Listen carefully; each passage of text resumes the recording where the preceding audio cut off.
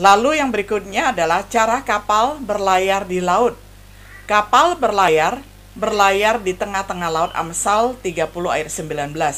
Dia maju ke depan tetapi gelombangnya segera menghilang. Kemudian ada gelombang lagi, setelah kapal itu maju lagi, gelombangnya menghilang lagi. Nah, ini adalah sebuah teka-teki bagi Raja Agur. Dia tidak mengerti cara jalan kapal layar.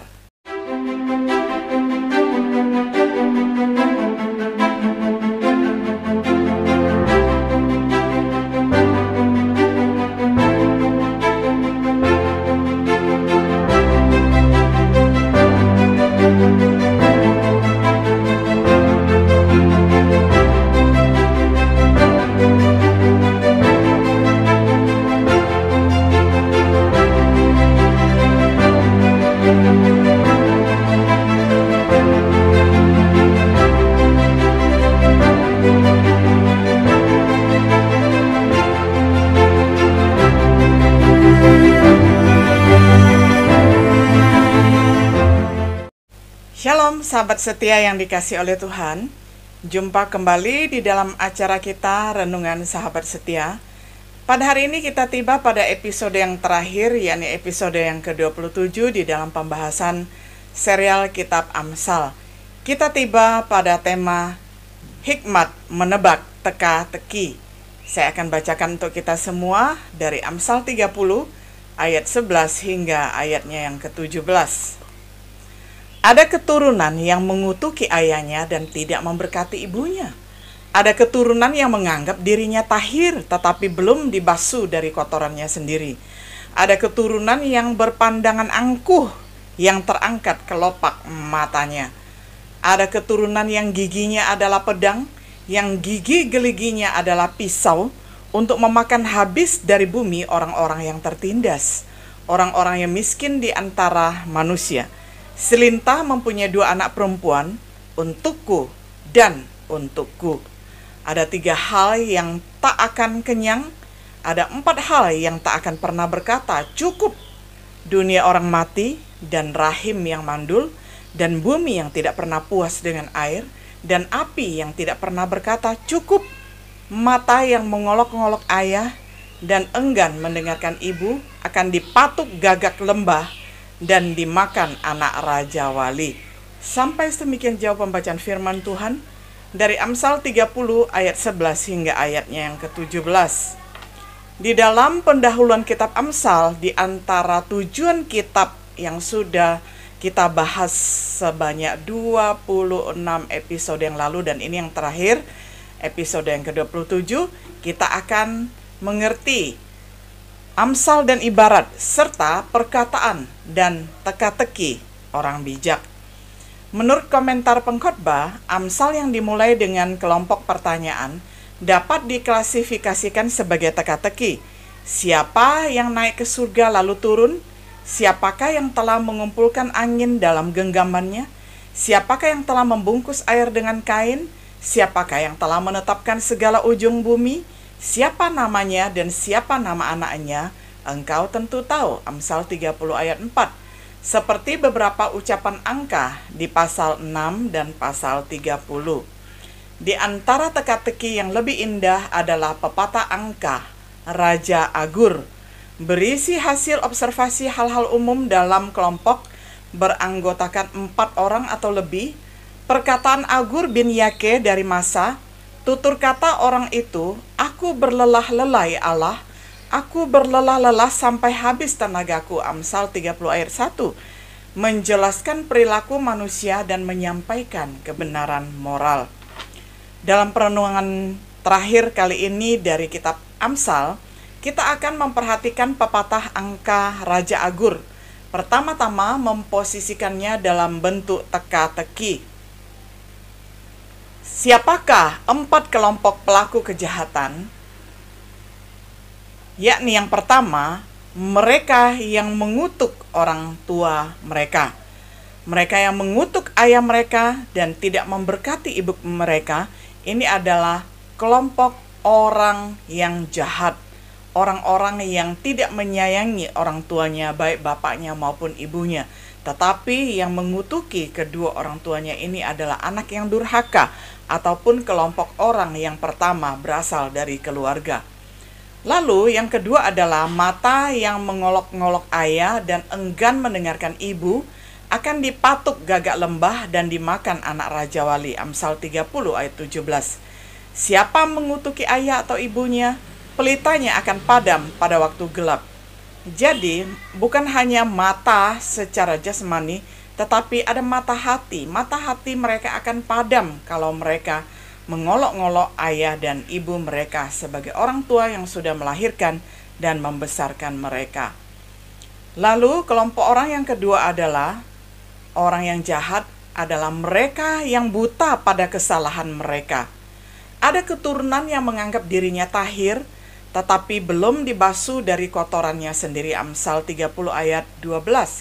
Setiap jalan adalah lurus menurut pandangannya sendiri, tetapi Tuhanlah yang menguji hati.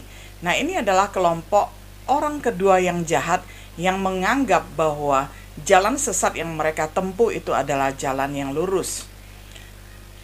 Lalu adalah mereka yang arogan, yakni keturunan yang berpandangan angkuh, yang terangkat kelopak matanya. Amsal 21 ayat 4 mengatakan, mata sombong, lidah dusta, tangan yang menumpahkan darah yang tidak bersalah, mata yang congkak dan hati yang sombong yang menjadi pelita orang fasik adalah dosa. Nah, ini adalah ciri-ciri kelompok orang yang arogan, yang sombong, dan yang angkuh. Itu masuk dalam kelompok jahat. Lalu yang berikutnya adalah mereka yang menindas si miskin.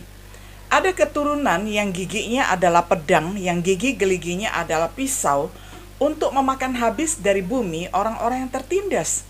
Orang-orang yang miskin di antara manusia. Amsal 30 ayat 14.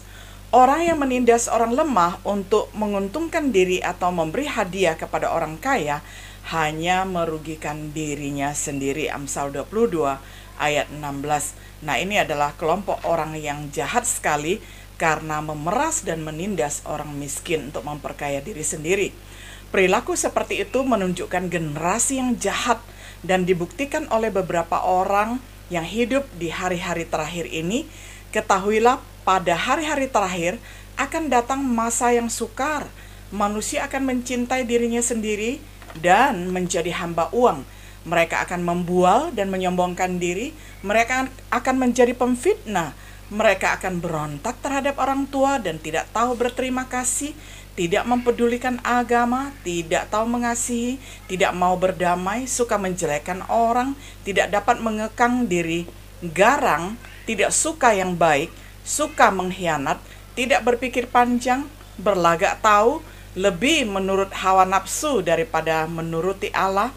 Secara lahiriah mereka menjalankan ibadah mereka, tetapi pada hakikatnya mereka memungkiri kekuatannya sendiri. Jauhilah mereka itu. 2 Timotius 3 ayat 1-5. Hal yang kedua, hal-hal apa yang tidak pernah puas? Ini adalah teka-teki yang kedua. Yakni yang pertama adalah lintah yang memiliki 2 anak perempuan, meminta dan terus meminta. Lintah menggambarkan mereka yang dipenuhi dengan keserakahan yang tidak pernah terpuaskan. Nah, kalau kita memperhatikan binatang lintah ketika mengisap darah, itu sampai badannya menggelembung dan dia tidak akan melepaskan diri. Itu adalah contoh tabiat ataupun karakter yang sangat rakus, yang tidak pernah puas, selalu meminta dan meminta. Ini adalah ciri-ciri orang yang sangat serakah. Yang kedua adalah kubur. Kuburan, Sheol, kata Ibraninya, itu adalah untuk dunia orang mati. Dunia orang mati dan rahim yang mandul dan bumi yang tidak pernah puas dengan air dan api yang tidak pernah berkata cukup. Amsal 30 ayat 16. Yang kedua adalah ketamakan, tidak pernah terpuaskan seperti neraka ataupun Sheol. Dunia orang mati dan kebinasaan tidak akan puas. Demikianlah mata manusia tidak akan puas. Amsal 27 ayat 20. Dan perempuan yang mandul, wanita yang sangat ingin hamil dan melahirkan, seperti kata Rahel kepada Yakub, beri aku anak, kalau tidak aku mati. Nah, ini adalah di dalam Kejadian 30 ayat 1 kita melihat bagaimana perempuan mandul itu sangat menginginkan kehamilan dan menginginkan seorang anak. Lalu yang berikutnya adalah bumi, tanah yang kering yang menyerap hujan, segera menginginkannya lebih lagi dan lebih lagi. Jadi hujan yang turun tidak cukup melepaskan dahaganya, dia terus ingin mengisap air. Ini adalah ilustrasi lain dari keserakahan yang tidak pernah terpuaskan. Lalu yang berikutnya adalah kebakaran yang melahap semua bahan yang mudah terbakar. Contoh terakhir dari hal-hal yang tidak pernah puas, air yang tidak pernah melepaskan dahaganya bumi yang kering. Lalu api yang tidak pernah lelah untuk melahap semua barang yang akan dimusnahkannya. Kelima analogi ini nampaknya dirancang untuk menggambarkan ketamakan dan keserakahan. Sekarang kita beralih ke teka-teki lainnya. Ketiga, hal apa yang indah untuk dikenalkan? Nah, ini adalah teka-teki yang ketiga dari Raja Agur. Yang pertama adalah cara seekor elang terbang di udara. Amsal 30 ayat 18-19 mengatakan demikian. Ada 3 hal yang mengherankan aku, bahkan ada 4 hal yang tidak ku mengerti. Jalan raya di udara, jalan ular di atas cadas, jalan kapal di tengah-tengah laut, dan jalan seorang laki-laki dengan seorang gadis. Pertama, kita perhatikan cara seekor ular merayap di atas batu. Ular yang merayap di pasir itu akan kelihatan jejaknya. Tetapi kalau dia berada di atas batu, maka jejaknya tidak kelihatan. Nah, ini adalah teka-teki dari Raja Agur bahwa dia tidak mengerti cara jalan seekor ular yang merayap di atas batu cadas. Lalu yang berikutnya adalah cara kapal berlayar di laut. Kapal berlayar di tengah-tengah laut. Amsal 30 ayat 19. Dia maju ke depan tetapi gelombangnya segera menghilang. Kemudian ada gelombang lagi, setelah kapal itu maju lagi, gelombangnya menghilang lagi. Nah, ini adalah sebuah teka-teki bagi Raja Agur. Dia tidak mengerti cara jalan kapal layar. Yang berikutnya adalah cara pria berjalan dengan gadis. Ini mengungkapkan tentang rahasia berpacaran. Amsal 30 ayat 19. Saling mengasihi dan ketertarikan di antara mereka pria dan wanita ini tidak bisa dimengerti oleh Raja Agur. Artinya ada begitu banyak rahasia tentang kasih di antara anak-anak manusia. Yang berikutnya, cara wanita dewasa menggoda. Inilah jalan perempuan yang berzina, ia makan lalu menyeka mulutnya dan berkata, aku tidak berbuat jahat. Amsal 30 ayat 20. Ini adalah caranya menghubungkan ayat ini dengan ayat selanjutnya. Jadi dia ini berkelit, bermain-main dengan cinta terlarang dan ketertarikan seperti pria dan gadis, tetapi seperti elang, ular, dan kapal. Percaya bahwa dia tidak meninggalkan jejak apapun. 5 gambaran ini melukiskan perzinahan yang mengklaim tidak bersalah. Jadi teka-teki selanjutnya diungkapkan dengan cara ini. Yang keempat, apa penyebab kekacauan?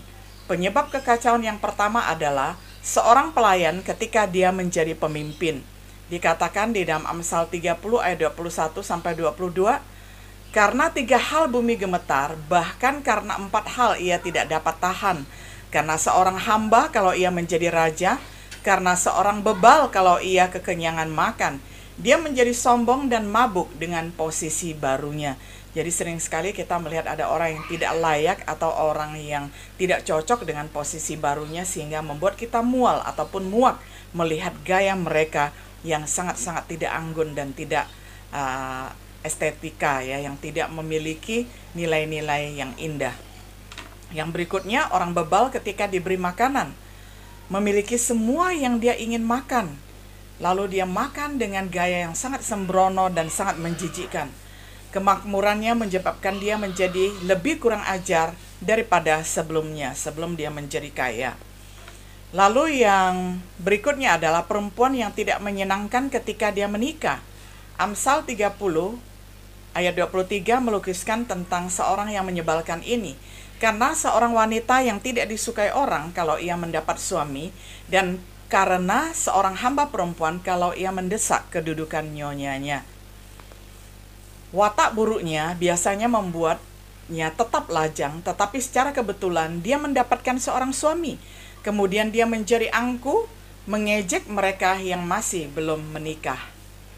Kemudian yang berikutnya adalah pelayan ketika memerintah, yang sekarang memerintah atas mereka yang dulunya sederajat dengan dirinya. Nah, karena mendapatkan posisi baru, dia tidak tahu bagaimana bertindak dengan kehalusan dan keanggunan.